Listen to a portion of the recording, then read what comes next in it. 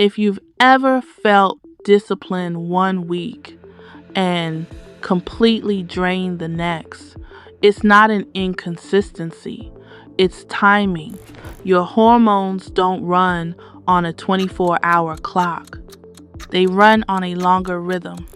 Most productivity and fasting advice assumes your body resets daily. For women, it doesn't. Estrogen and progesterone move in phases, and each phase changes your metabolism, recovery, and cognitive output. What feels like inconsistency is often a biological shift. When you try to apply the same routine every single day, you're not building discipline, you're creating resistance inside your own system. In the follicular phase, estrogen begins to rise. Dopamine sensitivity increases, inflammation is lower, and your body starts to rebuild.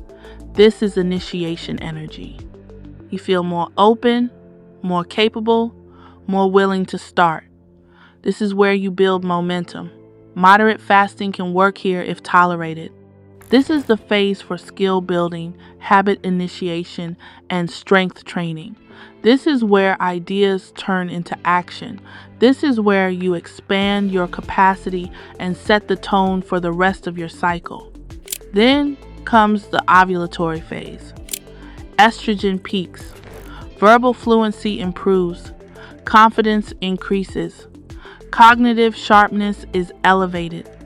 This is execution energy. This is where your output is naturally higher. High intensity training fits here. Presentations, negotiations, and social expansion feel smoother and more effective. This is where you leverage your peak state. You're not forcing productivity, you're aligned with it. But if you try to carry that same intensity forward, the system starts to push back.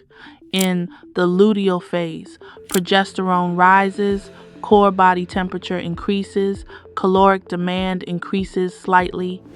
The body shifts from expansion to protection. This is stabilization energy. If you continue high-intensity training and aggressive fasting here, you're not building discipline, you're increasing your stress load, and stress load compounds over time. In the luteal phase, the strategy changes. Reduce fasting intensity. Increase recovery. Focus on magnesium-rich foods to support the nervous system. Training should become lower impact and more controlled. If intensity remains high in this phase, stress begins to accumulate, and that's when sleep fragmentation, irritability, and mental fatigue start to appear. This isn't failure. This is your physiology asking for a different approach. Then the cycle moves into the menstrual phase. Estrogen and progesterone drop. Energy lowers. Inflammation temporarily rises.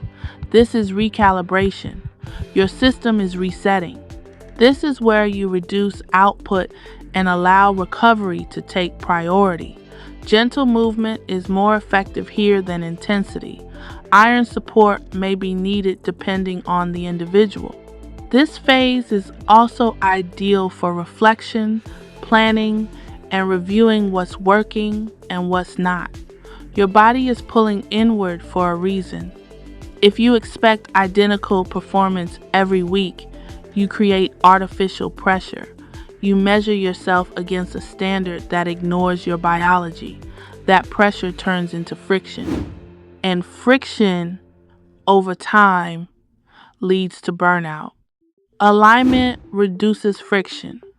When your actions match your internal state, everything feels smoother. When they don't, everything feels harder than it should. Track one full cycle. Pay attention to your energy, focus, hunger, recovery, and mood. Then adjust your output based on what your body is already doing. Because if you're living on a 24-hour productivity schedule, but your hormones are operating on a completely different rhythm, you will always feel like you're falling behind. And that's where most women get it wrong. Because wealthy women don't live like this. They don't force consistency at the cost of their health. They understand timing. They know when to push, when to maintain, and when to step back. That's what allows them to stay consistent without burning out, to perform at a high level without fighting their own biology. Wealthy women don't live like this. Subscribe, keep the vault open,